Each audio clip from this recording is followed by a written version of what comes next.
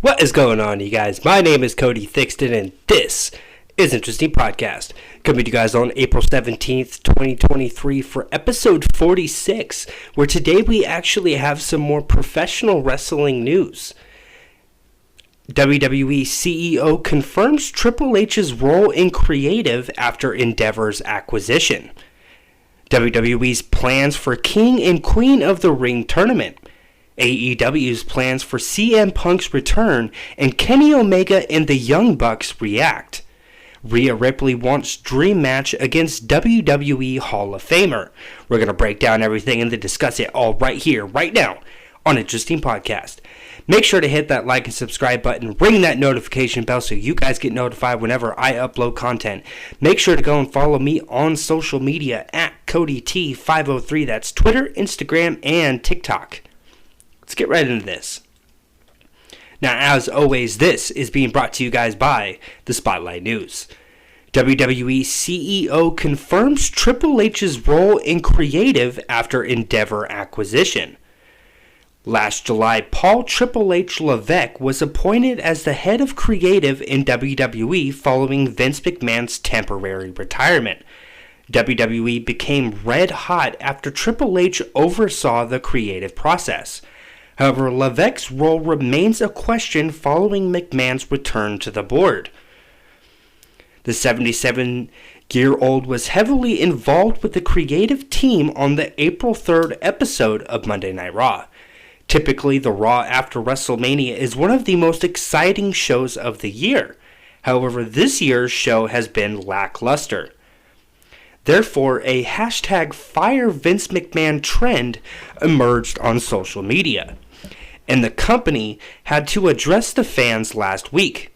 Michael Cole announced Triple H's entrance on last week's SmackDown that Triple H is the man who runs the place.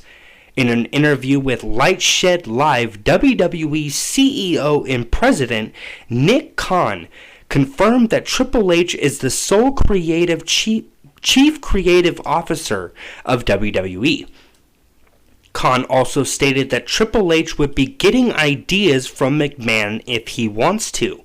This is what Nick Khan had to say, and I quote, "On Monday, April 3rd, when this deal was officially announced, Vince McMahon sent out a company-wide email to our 1,000 or so employees, including myself. And in the email, he laid out the structure of the new company. Specifically, he articulated that Paul Levesque remains the sole chief creative officer." Sole. How does that work? Does that mean technically because I'm in charge of the business side of the business that I don't seek input from other people? I wouldn't seek input from Vince McMahon, who created this entire company and this entire empire. That would be a mistake on my behalf. Paul and Vince, a family relationship. A relationship that spans back to the mid-90s. Paul is in charge of creative. If he wants input from Vince, or Vince has ideas that he and Paul are going to communicate, that's always going to be the case. We're lucky to have Vince. We're lucky to have Paul in control of creative. We're lucky that the setup that Vince created, that the company could continue to exist. Even when Vince stepped out for that 5-month period, the company kept flowing. We think the best organizations are set up that way, and that's the way Vince set up WWE. End quote. See, now this is something that is really interesting about what he had to say on the matter. Is he was saying that Triple H could go to Vince McMahon, or Vince McMahon is clearly going to have a say in what is going on in WWE. And he even said himself, that is always going to be the case. And so that's always going to be something that us as fans, we are going to criticize until Vince McMahon officially steps away and he goes away from WWE. We will always criticize the segments that Vince McMahon has control over, because you can definitely tell the difference between a Triple H run show and a Vince McMahon run show.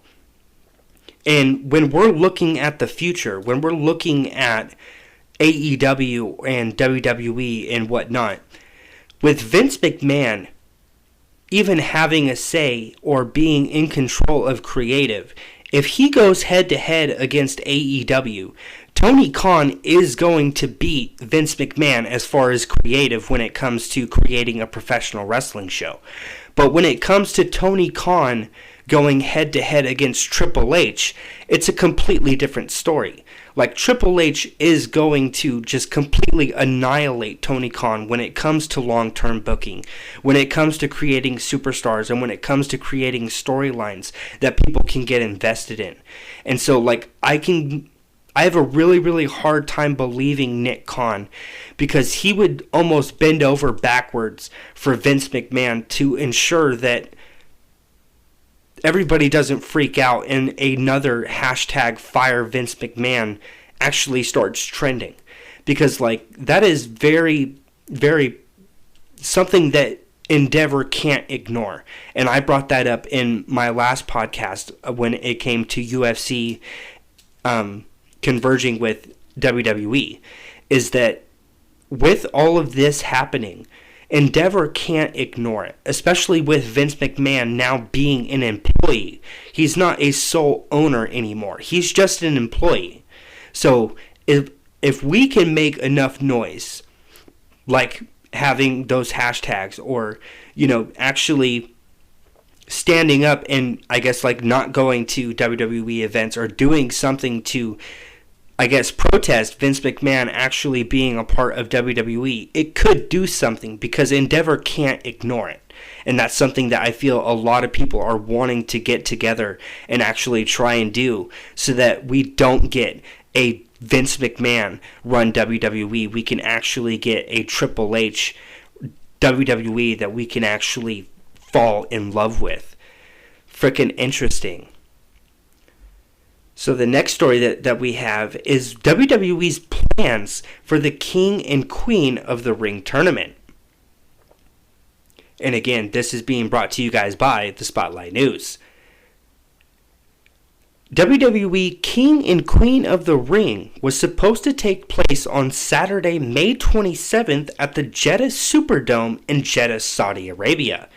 However, last Friday, the company announced that Night of Champions premium live event will take place on May 27th instead of King and Queen of the Ring.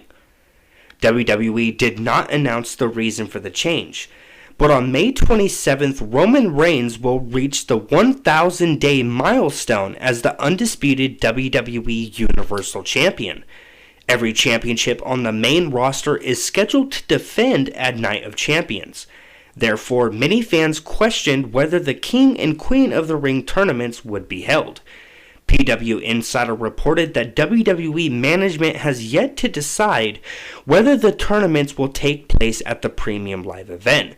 A source told PW Insider that the tournaments are less likely to happen.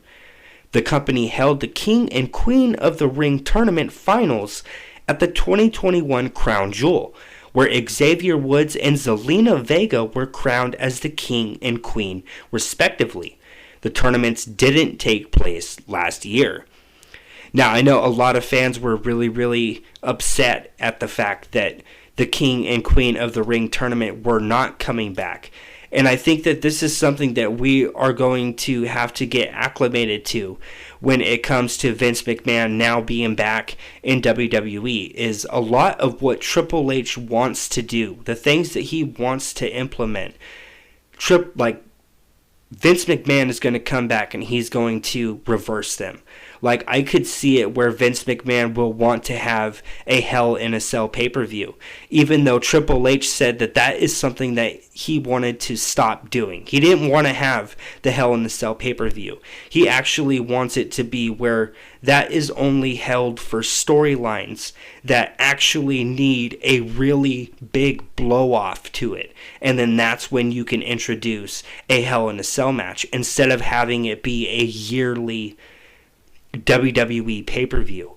So I could see it where Triple H wanted this event to happen, but then with Vince McMahon coming back, he just immediately pulled the plug on it, because he probably didn't agree with the creative behind it. And it just sucks that, you know, we are feeling such a big impact from Vince McMahon coming back and him selling the company and being back in the executive chairman position of WWE. Even though he is not sole owner, he is still a part of the whole team when it comes to WWE, and it sucks. But I will actually keep you guys updated, because it is actually speculated that the King and Queen of the Ring tournament could actually be held on a Monday Night Raw and a Friday Night SmackDown throughout the weeks throughout the summer. So I will keep you guys posted on if WWE actually plans on having the King and Queen of the Ring tournament on basic WWE television.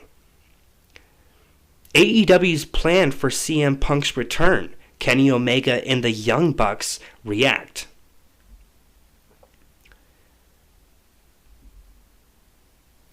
Come on, there we go. Tony Khan announced the All In event, which will take place at the Wembley Stadium in London, England. The Wembley Stadium has a capacity of 90,000. Therefore, many fans expect Punk to be able to help fill the stadium. In fact, a lot of fans hoping to see the match between CMFTR and the Elite at All In. Recently, Dax Hardwood stated on their podcast that CM Punk has an idea to return to AEW television. Dax Hardwood had this to say, and I quote, "I talk to Punk almost every day, and Punk misses wrestling. That's your headline. Punk misses wrestling, and Punk wants to come back, and he wants to get back to the fans. He wants to get back to wrestling." End quote. Fightful Select reported that AEW has tentative plans for CM Punk's return. They stated that Punk could be returning to AEW on the June 21st episode of AEW Dynamite, which will take place at Wintrust Arena in Chicago, Illinois. Fightful added that CM Punk is willing to work with Kenny Omega and Young Bucks on AEW television. However, the Elite were not keen on the possibility of working with him. Fightful also noted that Punk has been trying to push for a meeting between everyone for quite a while, but we haven't heard of any progress has been made. Fightful further noted that a meeting was planned between Punk and Jericho to solve their issues. Now, this is actually something that has been developing on Twitter. If you are on Twitter and following AEW, essentially people are saying that there are certain superstars backstage that do not want to work with CM Punk. And I could actually see why. Because if you go back to my previous episodes, I had brought up the fact that with CM Punk sitting there, and him knowing that Tony Khan is going to allow CM Punk to go out and do what he wants, say what he wants, and there isn't going to be any consequence. But if you were another professional wrestler and you were to do the same thing, there would be an issue. You know, like, look at what like MJF did, where he went not out of character, but he extended his character, and then he got in trouble for it. But this person sat down and told the EVPs that the management couldn't even manage a target. And then they end up getting into a fight with the actual executive vice presidents, CM Punk getting into a fight with the executive vice presidents of AEW and the Elite of the Young Bucks and Kenny Omega. Like, of course, there's going to be some backlash, and there's going to be some people that say, I don't want to work with him. Like Chris Jericho has gone onto Twitter because somebody said that apparently some, including Jericho, are saying that they don't want to work with Punk. And then Jericho retweeted it and said, I don't play any games. Well, yeah, I could absolutely see it where Chris Jericho is like, yeah, I don't want to work with you. And that's why they want to have a meeting. And that's why Fightful said that Fightful further noted that a meeting was planned between Punk and Jericho to solve their issues. But it's just a matter of if they can actually resolve everything. But I don't know if Punk's going to be able to resolve everything with everybody. I think he kind of dug himself into a little bit of a hole. Not as far as AEW or the fans. The fans want to see him, and clearly Tony Khan wants him.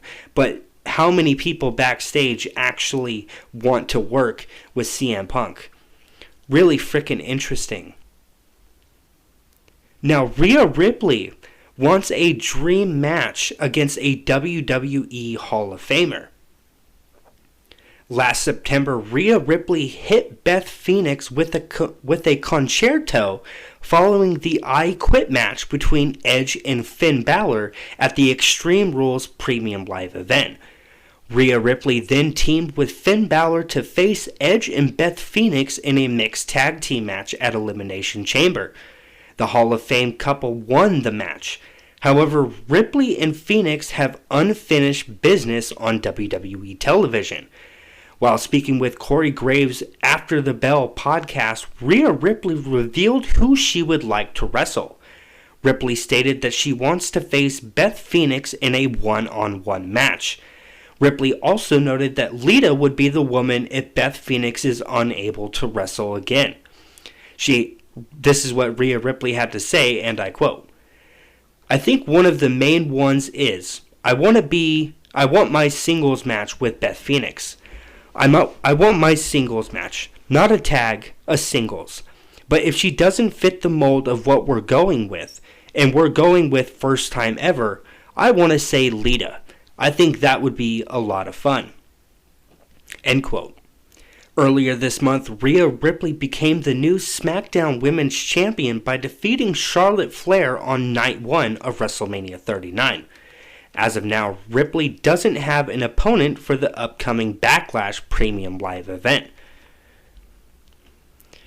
See, now, Rhea Ripley, she deserves absolutely anybody. If you want to put Rhea Ripley in there with anybody, she is going to give you guys a really, really good storyline and a really, really good match. She just has it as a professional wrestler.